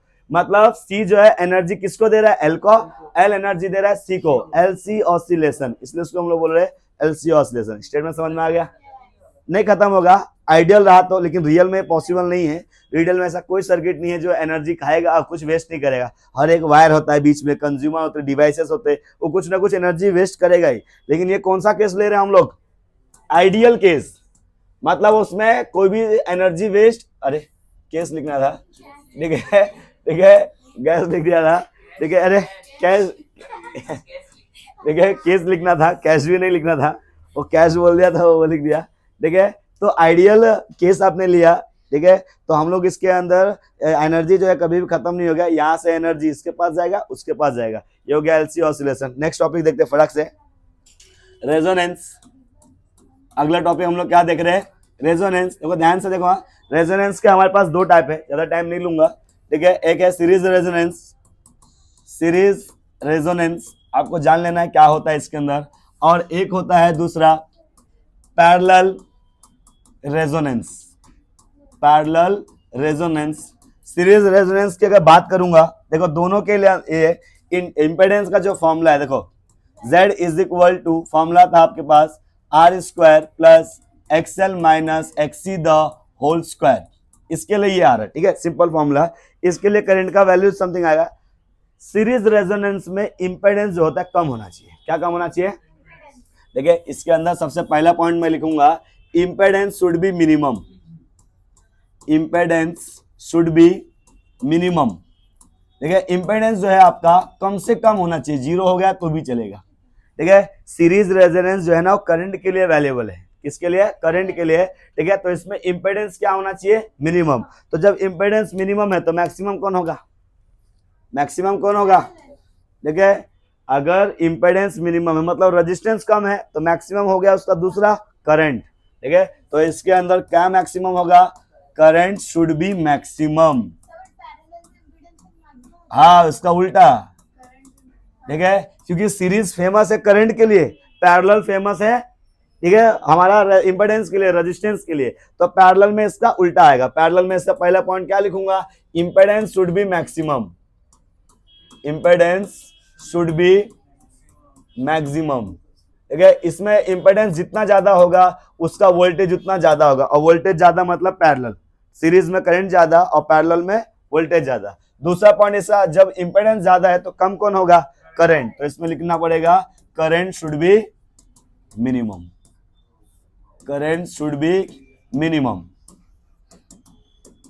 मिनिमम, ठीक है। नेक्स्ट तीसरा पॉइंट आता है कि सर ये ऐसा होगा कब, ठीक है। सवाल ये है कि सर इंपेडेंस इसमें मैक्सिमम मिनिमम होना चाहिए, तो मिनिमम कब होगा, तो यहां पे लिखते हैं ये, ठीक है, रेजोनेंस ऑकर्स, रेजोनेंस ऑकर्स, ठीक है, when XL is equal to XC। जब आपका XL और XC दोनों एक्सपेरिमेंट करोगे, जब दोनों का वैल्यू मैच हो जाएगा, उस कंडीशन में यहाँ पे इंपेडेंस हो जाएगा मिनिमम। तो उस टाइम एक फ्रीक्वेंसी बन के तैयार होता है, इसको बोलते हैं रेजोनेंस फ्रीक्वेंसी। रेजोनेंस फ्रीक्वेंसी का फॉर्मूला हम लोग ऐसा लिखते हैं, ठीक है, 1/2 pi under root of LC। ये फॉर्मूला आपको याद करना पड़ेगा। रेजोनेंस फ्रीक्वेंसी दोनों का सेम है, रेजोनेंस फ्रीक्वेंसी का दोनों का फॉर्मूला क्या है, सेम। क्या फॉर्मूला है, √2 पाई √LC, ठीक है। बोलोगे सर और क्या सेम है फिर, तो इसके अंदर ये वैल्यू भी सेम है, ठीक है। इसके अंदर भी resonance occurs when XL is equal to XC, जब एक्सएल और एक्सी इक्वल होगा तब जाके रेजोनेंस आता है, ठीक है। इसके अंदर भी सेम वही केस, ठीक है। बस इतना आपको याद है, 4 पॉइंट याद रहेगा तो काम हो गया। फिर से देखो वापस, सीरीज रेजोनेंस में कौन मैक्सिमम होना चाहिए, करंट। सीरीज में कौन मैक्सिमम होना चाहिए, करंट, ठीक है। और पैरेलल में कौन मैक्सिमम होना चाहिए, इंपेडेंस। जो मैक्सिमम उसका अपोजिट होगा क्या, उसका मिनिमम। इसमें अगर मैक्सिमम करंट है तो इंपेडेंस, इसमें इंपेडेंस मैक्सिमम है तो करंट मिनिमम। समझ में आ रहा है क्या। और रेजोनेंस कब होता है, जब एक्सएल बराबर एक्सी होता है। इसमें भी रेजोनेंस कब होगा, जब एक्सएल बराबर एक्सी होगा। रेजोनेंस फ्रीक्वेंसी जो आप लोग कर रहे हो तो उसमें कुछ करंट दौड़ रहा है, उसका जो फ्रीक्वेंसी होगा उसका फॉर्मूला ये, दोनों के लिए फॉर्मूला क्या है, सेम। खत्म, चैप्टर खत्म, tata bye bye, take care, मिलते हैं नेक्स्ट लेक्चर में।